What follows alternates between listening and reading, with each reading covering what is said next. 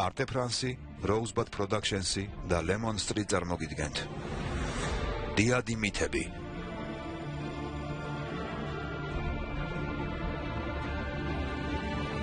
დოკუმენტური სერიალის ავტორი ფრანსუა ბუნელი. ზევსი, ძალაუფლებისთვის ბრძოლა. რეჟისორი სილვენ ბერჟერი.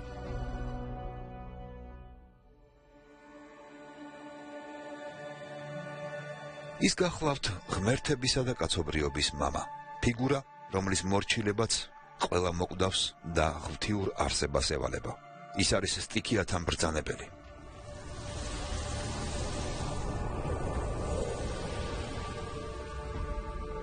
ის მართავს ყოველგვარ ატმოსფერულ მოვლენას, სასტიკ ქარებს და მაცოცხლებელ წვიმას.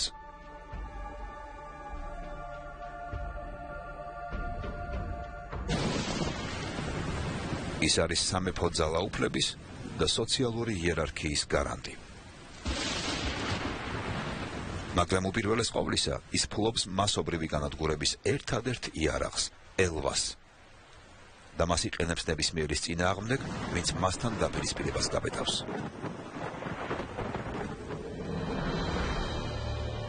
ღმერთებს შორის სწორედ მისი სახელია გამორჩეული, სახელი, რომელიც ყველასთვის ნაცნობია. ზევსი. დააკვირდით. შეხედეთ, როგორი დიდებულია გრძელი თმით და ბრწყინვალე წვერით. ცალხელში კვიპაროსისგან გამოთლილი სკიპტრა უფხრია, დიდებულების სიმბოლო. მეორე ხელში ეგიდა, რომელსაც შტორმის წარმოსაქმნელად იყენებს. უზენაეს მმართველს სამეფო სამყოფელი სჭირდება. ზევსი დედამიწის ატმოსფეროს თავზე არსებულ ლამაზ მშვიდ ტერიტორიაზე ცხოვრობს. მთები მისი ტახტრევანია. თუმცა ყველაზე ცნობილი რეზიდენცია ოლიმპოს მთაზე აქვს. სწორედ იქ არის მისი სასახლე, რომელიც ჰეფესტოსმა, ცეცხლისა და მჭედლების ღმერთმა ააგო. სხვათა შორის, ზევსი ყოველთვის ყოვლის შემძლე ღმერთი არ ყოფილა, პირიქით. დაბადებისას მისთვის სულ სხვა ბედის წერა იყო განსაზღვრული.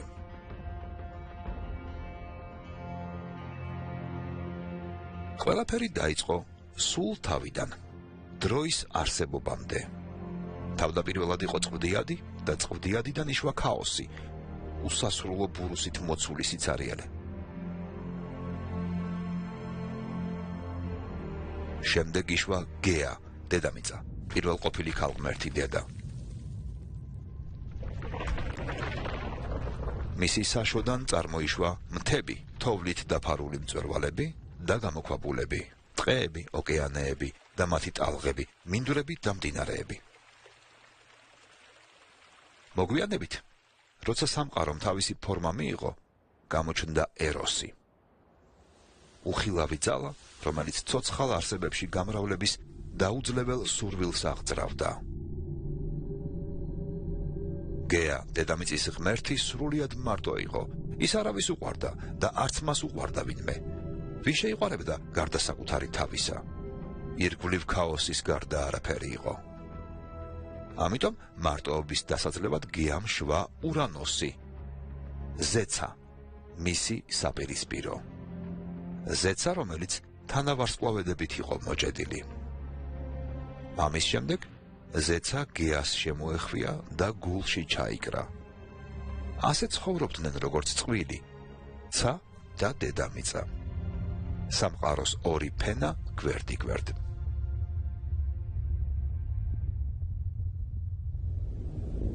რა მოხდა შემდეგ? რა მშვენიერი იქნებოდა ამ კავშირს ცოცხალი არსებების შექმნა რომ მოჰყოლოდა, ხომ ასეა? სწორედ ამ დროს გაჩნდა ეროსი. ეროსმა ურანოსში ფარულად იდუმალი ლტოლვა შთაბერა. ურანოსი ამ ლტოლვას დაემორჩილა და გეასთან სიყვარულს მიეცა. არაერთხელ, არამედ 100-ჯერ, არაერთ დღეს, არამედ 1000-ობით დღეს. შედეგად ქვეყანას ბავშვები მოევლინენ.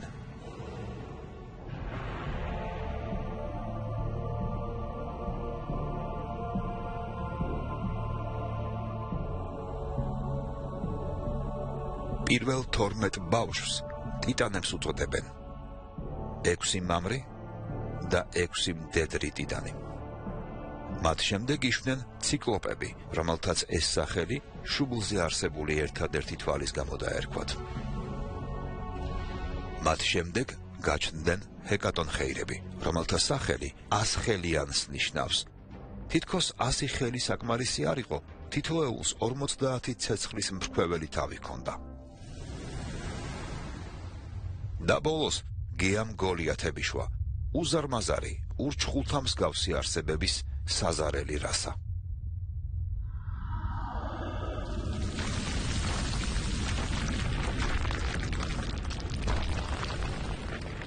მათ ჰქონდათ ერთადერთი ნაკლი. გეას არც ერთ შვილს მოძრაობა არ შეეძლო. იძულებულები იყვნენ დედის სხეულში დარჩენილი იყვნენ, დატყვევებულები იქ, სადაც ჩაისახნენ. მიზეზი ურანოსი გახლდათ, ცა, რომელიც გეას ანუ დედამიწას ზემოდან აწვევოდა. მათ შორის არ არსებობდა სივრცე, სადაც მათი შთამომავლობა სინათლეს იხილავდა და დამოუკიდებელ არსებობას შეძლებდა. როგორც კი შვილები გამოღწევას ცდილობდნენ, მათი მამა ურანოსი ისევ დედის წიაღში აბრუნებდა.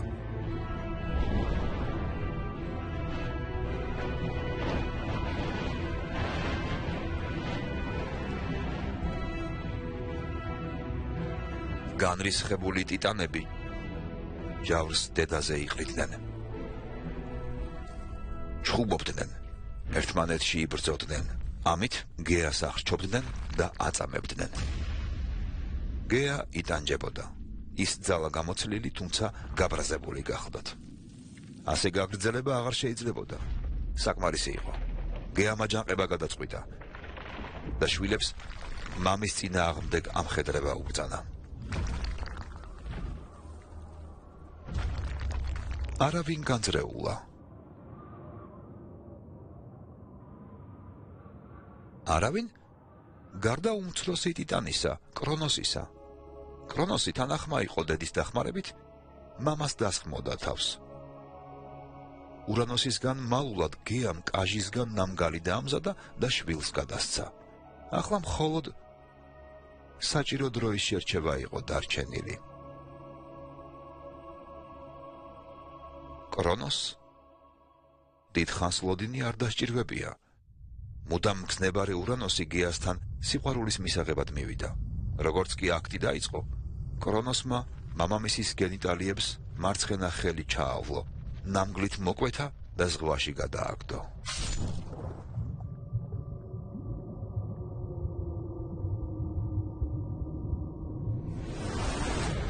ტკივილით გამწარებულმა ურანოსმა უგან დაიხია და გეას გაშორდა. დადგა წუთი, რომელსაც ელოდნენ. როგორც იქნა, გეა და ურანოსი ერთმანეთს დაშორდნენ. იმ დღის შემდეგ ურანოსმა თავისი ადგილი სამყაროს თავზე დაიკავა და აღარ განძრეულა. ტიტანებმა, ციკლოპებმა და გოლიათებმა როგორც იქნა დედის წიაღი დატოვეს. ამბობენ, რომ ზეციდან მომავალი წვიმა სინამდვილეში ურანოსის ცრემლებია, მისი სევდის, სინანულის და ნოსტალგიის ცრემლები. ურანოსის დამარცხების შემდეგ მბრძანებელი კრონოსი გახდა. მალე მან საკუთარი და რეა შეირთო ცოლად.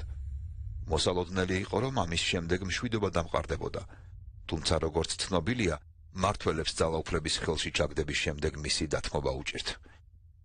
გეამ კრონოსი გააფრთხილა, რომ ერთ დღესაც შვილი მისთვის ტახტის წართმევას მოისურვებდა. ამიტომ როგორც კი რეამ შვილები გააჩინა, კრონოსმა ყველა მათგანი ცოცხლად შეჭამა.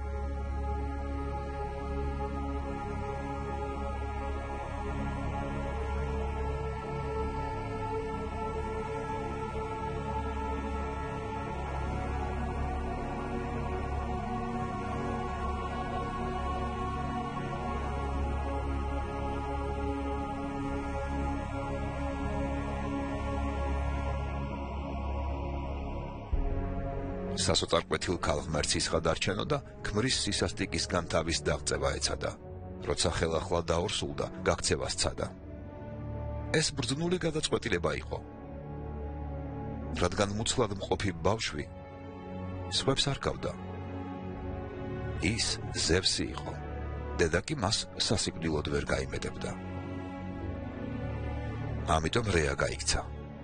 ის ჩავიდა კუნძულზე სახელად კრეტა, სადაც საიდუმლოდ იმშობიარა. მას შემდეგ რაც შვილი ნიმფებს მიანდო, ღვთაებებს, რომლებიც ბუნების სასიცოცხლო ძალებს განასახიერებენ, რეა კრონოსთან დაბრუნდა. კრონოსმა იცოდა, რომ რეა ფეხმძიმედ იყო და მისთვის ახალშობილი უნდა გადაეცა. თუმცა რეამ ასეთი რამ მოიფიქრა. მან კრონოს ახალშობილის ნაცვლად საფენებში გახვეული ქვა მიაწოდა. როგორც ჩანს სასტიკი ტიტანის გასასულელებლად, ესეც საკმარისი აღმოჩნდა. კრონოსმა ის მაშინვე შესანსლა. საიდან უნდა სწოდნოდა, რომ მისი ერთ-ერთი ვაჟი შორეულ კრეტაზე, იდას მთაზე იზრდებოდა და აუცილებლად დაბრუნდებოდა, დედამისის გამო შურს იძიებდა, ძმებს გაათავისუფლებდა, კრონოს ღირსებას აყრიდა და უკვდავთან ბრძანებლის ტახტზე მის ადგილს დაიკავებდა.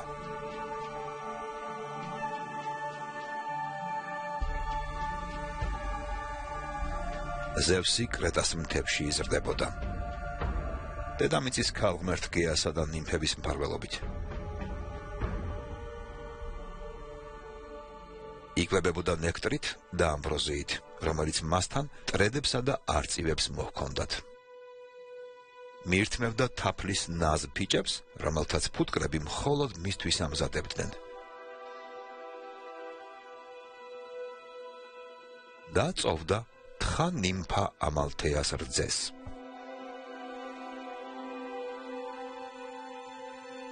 მოგვიანებით, როცა სამყაროს მბრძანებელი გახდა, ზევსმა თავისი აღმზრდელებისა და მფარველების ამაგი არ დაივიწყა. ამალთეა ზეცად ამაღლდა და თხის რქის თანავარსკვლავედად იქცა. შემდეგ ერთ-ერთი რქა ნიმფებს გადასცა და ის სიუხვის რქად გადააქცია. რქად, რომელიც სავსე იყო ყველაფრით, რის ჭამას ან დალევასაც მისი მფლობელი მოისურვებდა.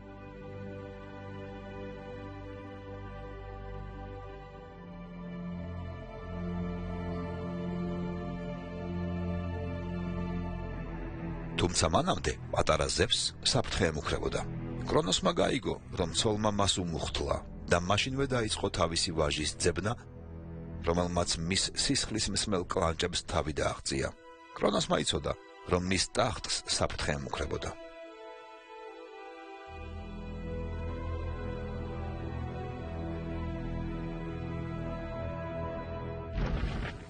კრონოსი ზევსს ყველგან ეძებდა. გადაატრიალა მთები და გორაკები. შემოიარა ზღვები, თუმცა ბავშვის პოვნა ვერ შეძლო. არც უმიზეზოდ, აკვანი, რომელშიც ახალშობილი ზევსი იწვა, იდას მთაზე გამოქვაბულში იყო დამალული. შესასვლელთან კი საკმაოდ უცნაური არსებები მორიგეობდნენ. ვინ იყვნენ ისინი? კურეტები. კურეტები დემონების დაჯგუფება გახლდათ, რომელთაც საომარი ცეკვების შესრულება ჰქონდათ დავალებული, რაც შუბებისა და ფარების ერთმანეთზე დარტყმას გულისხმობდა, რათა პატარა ღმერთის ტირილი მამის ყურამდე არ მისულიყო. დრო გადიოდა. ზევსი იზრდებოდა. დედისგან კრონოსის საზარელი საქმეების შესახებ შეიტყო და რაც უფრო იზრდებოდა, მით უფრო მეტად იპყრობდა უღირს მამაზე შურის ძიების სურვილი.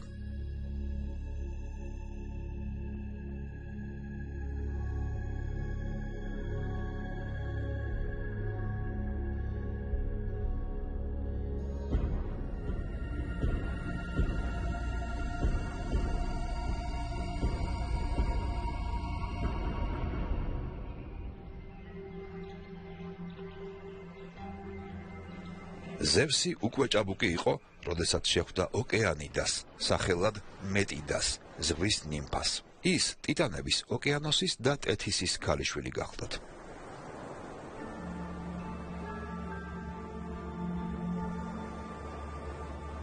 მეტიდა სიბრძნის წინდახედულების და ეშმაკობის ქალღმერთი, მისი ცდუნება გადაწყვიტა, რასაც დიდი ძალისხმევით მიაღწია. შემდეგ მას საკუთარი დაბადების ამბავი უამბო. გაანდო მამამისის მიერ ჩადენილ დანაშაულთა გამო შურის ძიებისა და კრონოსის მუცელში გამომწყდეული მისი დაძმის გათავისუფლების სურვილი. როგორ უნდა ემოქმედა?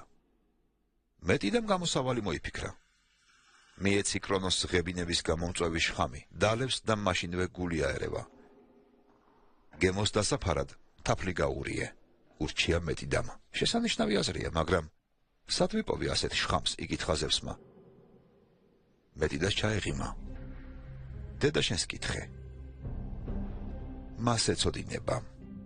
ზევსმა მეტიდას რჩევა გაითვალისწინა, რეას ანახავად წავიდა და ჩანაფიქრი გაანდო. რეაც დაეთანხმა. შხამი დაამზადა, ვაჟს გადასცა და კრონოსის სამყოფელში შესვლაც მოუწყო. ზევსი მასთან შევიდა, როგორც მერიკიფე. მსახური, რომელსაც ღმერთებისთვის სასმელის ჩამოსხმა ევალებოდა. როგორც კი ზევსს მამამისთან მიახლოების შანსი მიეცა, სასმელი შესთავაზა. კრონოს ეჭვი არ გასჩენია, სასმელი გამოართვა და დალია. შხამმა სწრაფად იმოქმედა და კრონოსმა ქვა ამოაღებინა. ქვა, რომელიც საფენებში იყო გახვეული. ქვას სათითაოდ ამოჰყვა ყველა ბავშვი, რომელიც რეამ ქვეყანაზე მოავლინა. კრონოსი განრისხდა, რადგან მოატყუეს და ტახტის შენარჩუნების მიზნით გადაწყვიტა შვილისთვის სამაგიერო მიეძღო.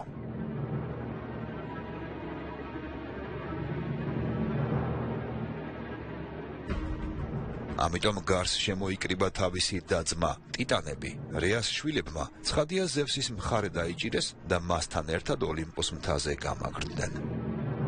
6 ოლიმპიელი 12 ტიტანის წინააღმდეგ. დაიწყო დიადი და საზარელი ომი. ომი ტიტანომაქიის სახელითაა ცნობილი და ასობით წელი გაგრძელდა.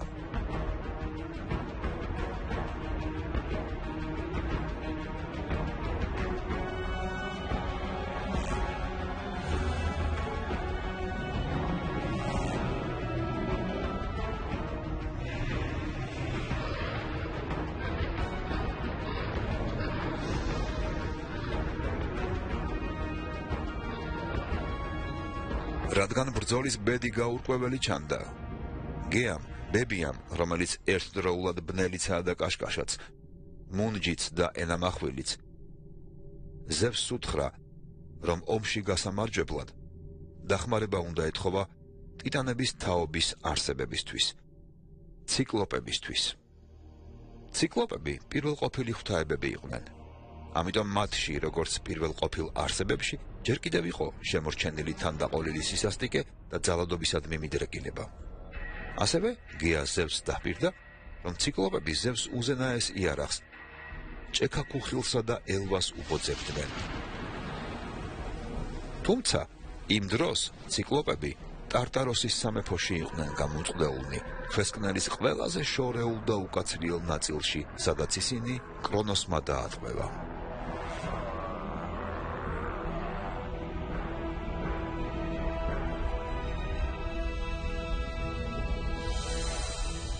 თუ ზევსი მათ გათავისუფლებას შეძლებდა, ისინი მის მხარეს იბრძოლებდნენ.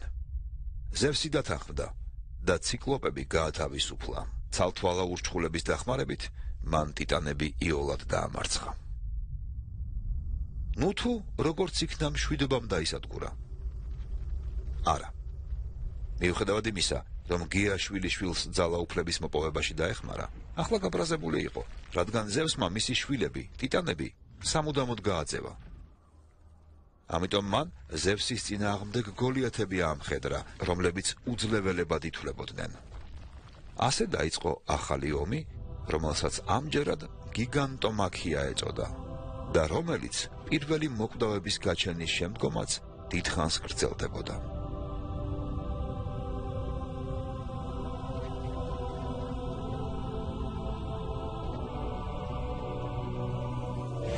ზევსმა შემოიკრიბა თავისი ძმები, დები და შვილები. ბრძოლა დაიწყო. ომი სასტიკი იყო. ზევსმა მოახერხა გოლიათებისთვის ხელი შეეშალა ჯადოსნური ბალახის მოპოვებაში, რომელიც, როგორც ამბობდნენ, მათ უკვდავად აქცევდა. გეა ამანაც ვერ შეაჩერა. ის დანებებაზე უარს აცხადებდა. ზევსი მიხვდა, რომ გოლიათების დამარცხებას დახმარების გარეშე ვერ შეძლებდა. ამიტომ ერთი აზრი გაუჩნდა. როგორღაც მოახერხა და მიკენის მეფის ალკმენეს ქალიშვილის საწოლში აღმოჩნდა. ალკმენემ კი მას განსაკუთრებული ძალის მქონე არსება ჰერაკლე აჩუქა. ყოველ გოლიათს, რომელსაც ზევსი დაჭრიდა, ჰერაკლეს ისარი კლავდა.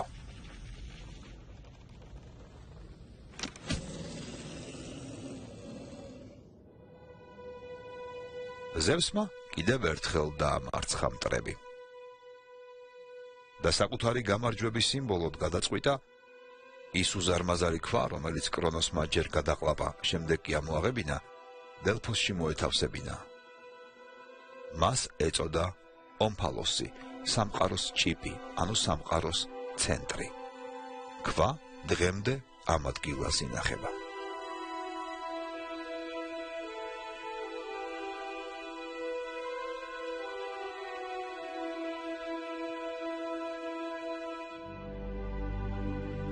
ალბათ ფიქრობთ, რომ ამჯერად მაინც დამყარდა მშვიდობა, თუმცა ასე არ მოხდა. ზევსს კიდევ ერთი დაბრკოლება უნდა გადაელახა. უკანასკნელი, თუმცა საშინელი. გეა ჯერ კიდევ ბრაზობდა იმ ბედზე, რომელიც ზევსმა მის შთამომავლობას ტიტანებს არგუნა. ამიტომ ის დაფეხმძიმდა ქვესკნელის ყველაზე შორეული და ყველაზე უკაცრიელი ნაწილისგან, ტარტაროსისგან. ამ კავშირის შედეგად დაიბადა ყველაზე საზარელი არსება ტიფონი. ტიფონი ნახევრად ურჩხული და ნახევრად ადამიანი. თავით ვარსკვლავებს წვდებოდა. მისი გაშლილი ხელები კი ერთ მხარეს აღმოსავლეთით, მეორე მხარეს კი დასავლეთით იყო გადაჭიმული. თვალებში ცეცხლი ენთო, ფეხებზე კი გველები ჰყავდა შემოხვეული. თითქოს მისი გარეგნობა არ იყო საკმარისი, რომ მტრები შიშისგან გაქვავებულიყვნენ. ტიფონი მოძრაობისას საზარელ ხმას გამოსცემდა, რაც შეგვიძლია ხარისა და ლომის ერთდროულ ღრიალს შევადაროთ. როცა ეს შემაძრწუნებელი არსება ოლიმპოსკენ გაემართა, გულგახეთქილმა ღმერთებმა ეგვიპტეს მიაშურეს და შესანიღბად ცხოველთა ფორმები მიიღეს.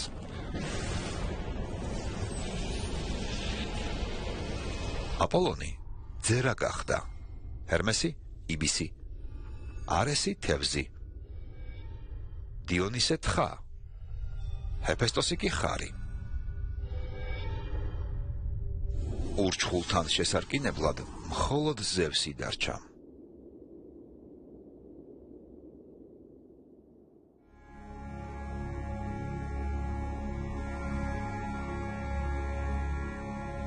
ეგვიპტეში გაქცევას მოულოდნელი შედეგი მოჰყვა.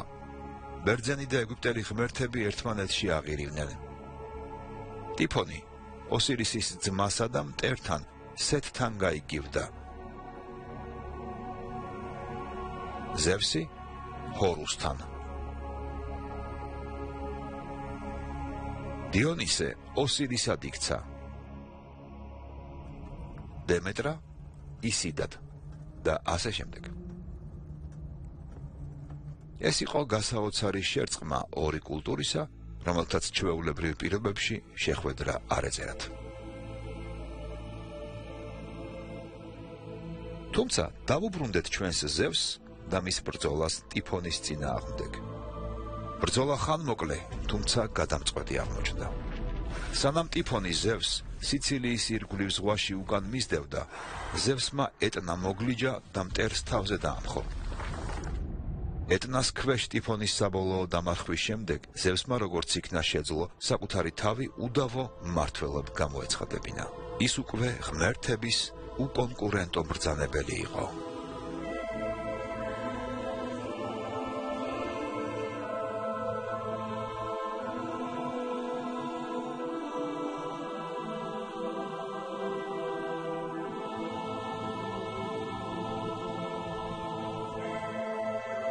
ახლა კოსმოსის გაყოფის დრო დადგა. ზევსმა თავი უზენაეს მმართველად გამოაცხადა და საცხოვრებლად ცის სამეფო აირჩია. მისი უფროსი ძმა პოსეიდონი ზღვის ღმერთად დაწინაურდა. მის მეორე ძმას ჰადესს ქვესკნელის გასაღები გადაეცა და ბნელი ძალების მართვის უნარი მიენიჭა. შედეგად შეიქმნა სტრუქტურირებული და მრავალშრიანი სამყარო. სათავეში მოექცა სამყაროს ორგანიზებული ძალაუფლება, რომელიც ქაოსისგან შეიქმნა. ყველა არსება, რომელიც ოდესღაც ზეცის ნაწილი იყო, ან განიდევდა, ან ტარტაროსში დაატყვევეს, ან დედამიწაზე მოკვდავთა შორის გააგზავნეს. ასე იშვა ყოვლის შემძლე ღმერთი. თუმცა ამ ღმერთს არ გააჩნდა არც სარწმუნოება და არც სასულიერო პირები სჭირდებოდა. ზევსს, რომელიც ამიერი და სამყაროს უნდა გასძღოლოდა, წინ რთული ამოცანა ედგა. მას წესრიგი ისე უნდა დაემყარებინა, რომ დესპოტად არ ქცეულიყო.